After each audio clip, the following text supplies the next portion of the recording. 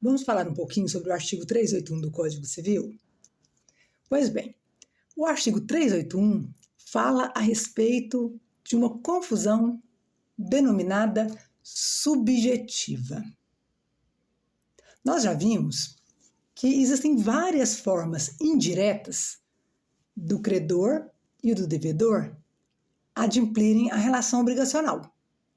Precisamente falando, o devedor adimplir a relação obrigacional para com o credor.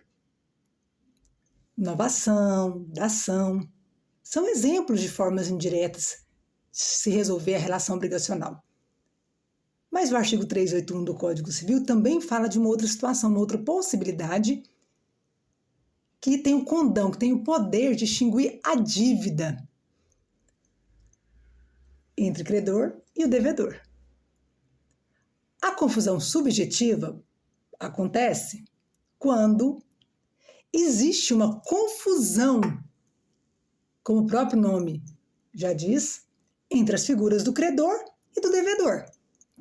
Quando as figuras dos sujeitos das relações obrigacionais se misturam em uma só.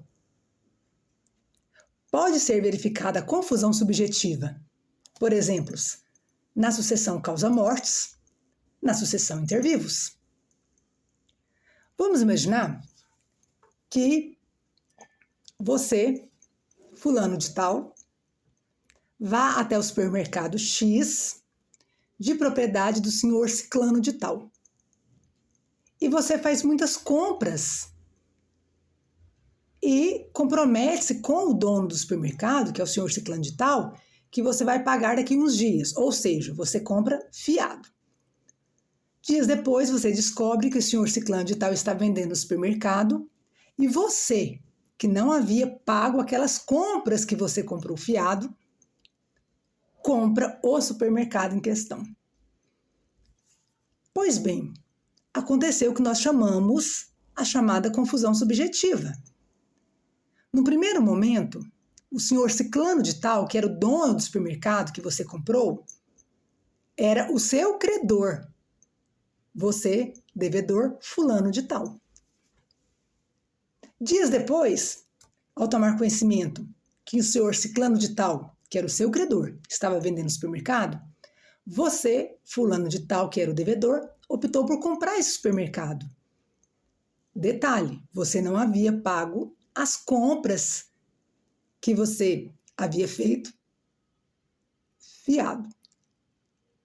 Entre aspas, fiado. Ou seja, comprometeu-se a pagar posteriormente. Quando você adquire o supermercado, você não havia pago aquelas compras. Observe que, de uma forma redundante falando, você passou a ser credor e devedor de você mesmo, senhor fulano de tal.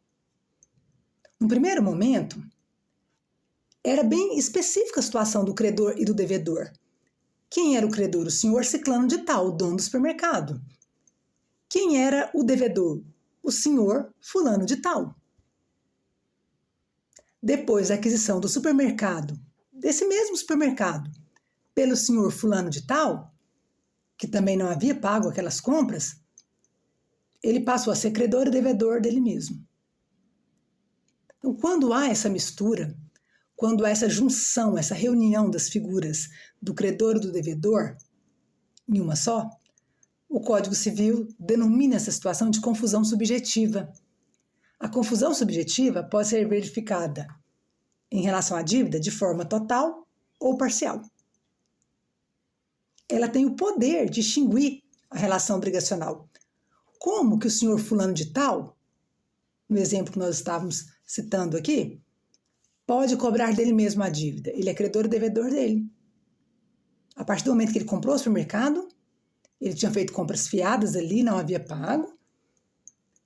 Ele até então, no primeiro momento, era devedor, depois ele passou a ser credor e devedor dele próprio, dele mesmo.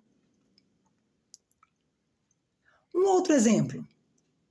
Na sucessão causa-mortes. Vamos imaginar que o pai emprestou dinheiro ao filho. Pai credor, filho devedor. Dias depois, ou tempos depois, o pai veio a óbito, deixou o patrimônio, e esse filho não havia pago aquele dinheiro que o pai havia lhe emprestado. Então, no primeiro momento, quando o pai emprestou o dinheiro, o pai era o credor, o filho o devedor. No segundo momento, com o óbito do pai, que deixou o patrimônio, inclusive, esse mesmo filho, que é herdeiro necessário, ele compõe o rol das pessoas que devem receber o seu quinhão, a sua parte na herança, tornando-se assim credor do espólio. Do espólio de quem? Do pai que faleceu, do decujus. O que significa espólio, para a gente relembrar? É a reunião da massa patrimonial deixada pelo decujus, ou seja, todo o patrimônio que foi deixado por aquele que veio a óbito, por aquela pessoa que faleceu. Importante, nós não podemos confundir a confusão subjetiva com a confusão objetiva. A confusão subjetiva faz parte do cenário do direito às obrigações.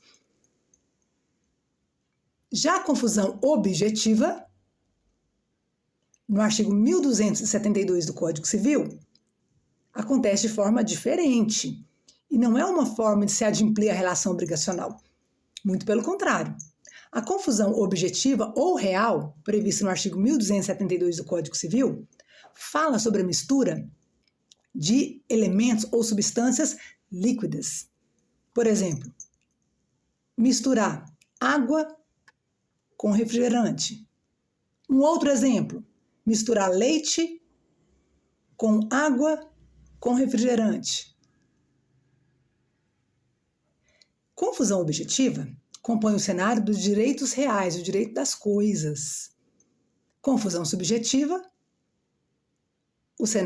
compõe o cenário do direito das relações obrigacionais e é considerado uma forma de extinguir a relação obrigacional em decorrência da junção, da reunião, da união das figuras de credor e devedor em uma só.